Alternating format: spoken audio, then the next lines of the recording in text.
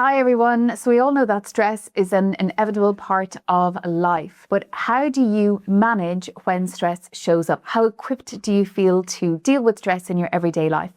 I'm Lynda Bonnar, manager here at alkalma, and today we're going to look at several different tools that you can keep in your pocket to manage stress anytime, any day, anywhere. Stress isn't just what happens to you. It's shaped by how we think, talk, and show up as well.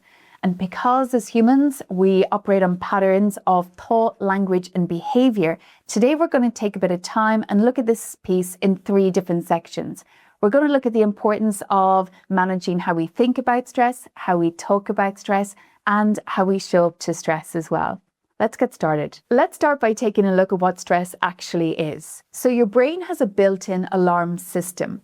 And when it detects something in your environment, whether it's a real or a perceived threat, it fires up one of 4 responses: fight, flight, freeze, or fawn. You're probably familiar with the fight or flight response already, where you might want to run away from a threat, like an exam, or you might want to fight it. So if there's some kind of social pressure that you're experiencing in your friendship group, it might cause you to behave in a certain way. We also have the freeze response. So sometimes when stress shows up, we freeze and we're unsure how to respond or how to react in those situations. And then we have the fawn response. And some of us might be very aware of our tendency to people please or to calm certain situations down.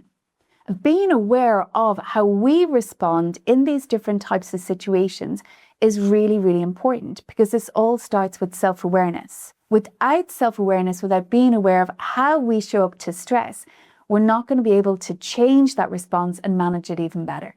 One of the ways that you can become even more aware of how stress is showing up for you and of how you're responding to it is check in around your thoughts, your emotions, and your behavior. So we'll often be thinking differently when we're stressed about the stressor or about the situation.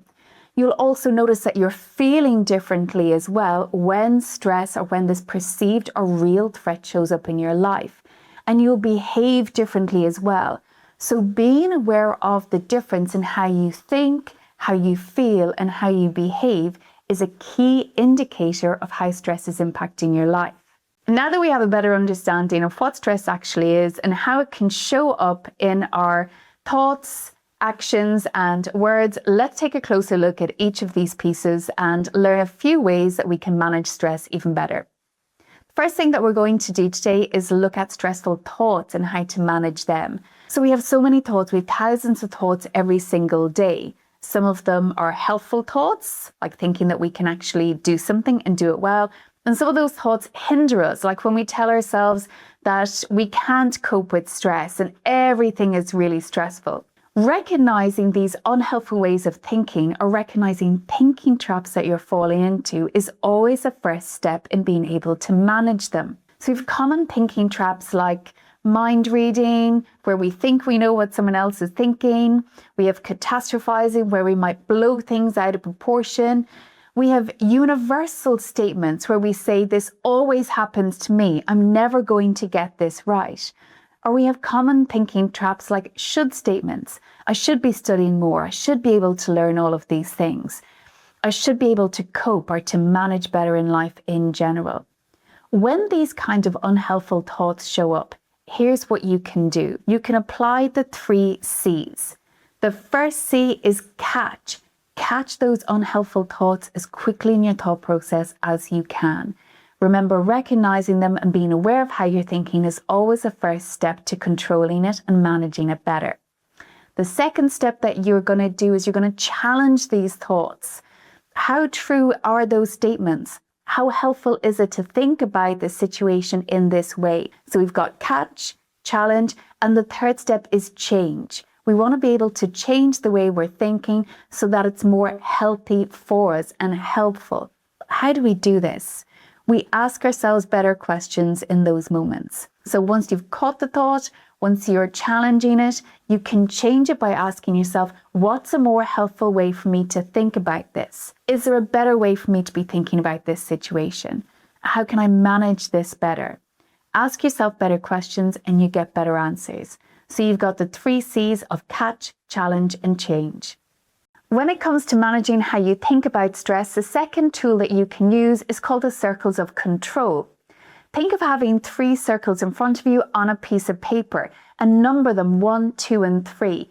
That first circle, write down things that are completely within your control about the stressor, such as how you're thinking, your time, your energy, your focus, everything to do with yourself, you're in full control of.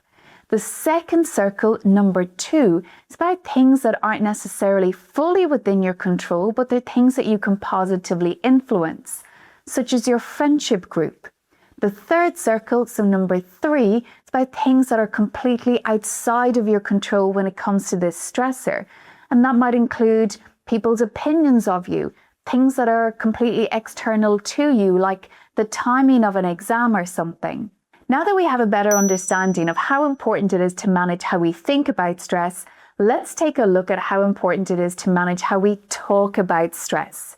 So we all have a stress story. That's a story that we tell ourselves about the stressful situation that we're facing. Sometimes the story can be really helpful, like when we tell ourselves things such as, I can handle this, I'll get through this, I'll take it step by step, I'll take it one piece at a time.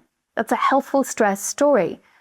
But sometimes there's an unhelpful stress story or an unhelpful inner dialogue that's running in our heads. And this might sound something like, I'll never be able to do this. This is the worst thing ever. I'm so stressed. I'll never be able to handle it. There's a huge difference between those two stories. And that means that there's a huge difference between how we feel about those situations and how we show up to them. So let's take a look at a couple of things that we can do to manage our stress story and talk about stress differently. Just like you had the 3 C's to help you manage how you think about stress, when it comes to managing how you talk about stress and managing that stress story better, we're going to use the 3 P's: personal, permanent, and pervasive. When it comes to understanding your stress story, we want to think about, first of all, is it personal? And a personal stress story can sound something like, this is all my fault. So it's where we put all the stress on ourselves. But in actual fact, when we look at it logically, there are usually several other external factors taking place as well. So if you're telling yourself a personal story about stress, you want to catch that story and you want to ask yourself or check out what other external factors are at play. The second piece then that we want to look at is permanent. Some of us are telling ourselves a permanent stress story, and that can sound like this is always the way it's always been, and this is always the way it's going to be. That story isn't helpful. So again, we want to catch it, we want to challenge it, and we're going to change it to something that's more temporary. This situation is stressful for the next couple of weeks, but I'll be able to handle it.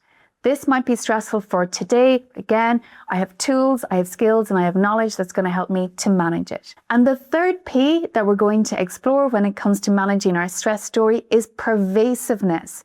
Pervasiveness means when the stress story isn't contained to one particular part of our life, but it spills over and it contaminates other areas as well. A pervasive stress story can sound something like, everything is ruined.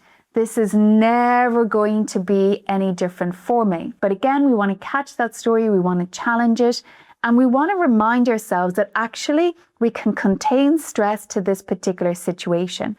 And that might sound like, school is stressful right now, but it won't always be. Friendships are stressful for me right now, but it's not always going to be that way. So check out your stress story with the 3 P's: personal, permanent, and pervasive. Now that we have a better understanding of how to manage stressful thoughts when they show up and stressful talk when that shows up as well, let's take a few minutes to explore a couple of things that we can do to manage stress better as well. So we always think about when stress shows up, how are we behaving? And you might notice that you spend more time scrolling on social media. You might notice that you are more short-tempered, or that you're snappier with people around you, and maybe you actually spend less time with friends and with family when you're stressed as well. When it comes to managing stress, here's a couple of things that you can do. And we're going to start with some deep breathing exercises. While some people might eye roll when they hear just take a deep breath, science tells us that deep breathing works. And it works because it tells your body physically that you are safe and that there is no threat present. Some people also think that is a deep breath, but it's not. Here's 3 types of deep breathing that you can practice anytime, anywhere. The first one is 3-3-3 breathing. And that means that you inhale for a count of 3, that you hold that breath for a count of 3, and then you slowly exhale for a count of 3. You could also try box breathing. And this means that you imagine that you're going to make a box shape with your breath. So you can inhale for a count of 4, exhale for a count of 4, inhale for a count of 4 again, and exhale for a count of 4. And that's your box breathing.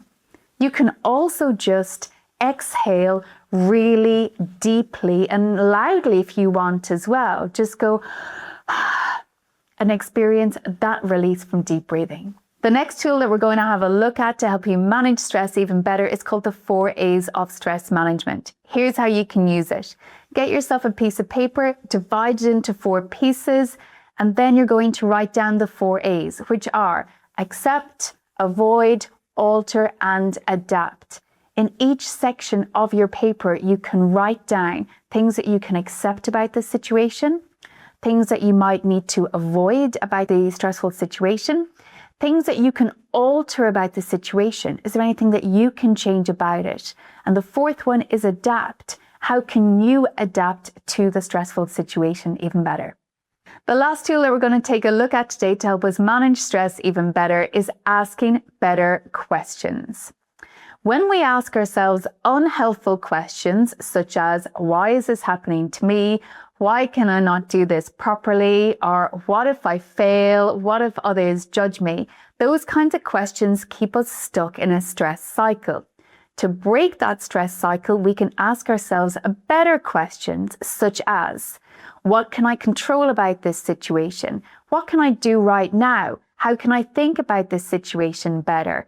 What's just one step I can take? Or who do I know who can help me manage this situation differently? Ask yourself better questions and you get better answers. I hope you find these stress solutions useful. Remember, they're accessible to you anytime, anywhere at all. Thanks for watching.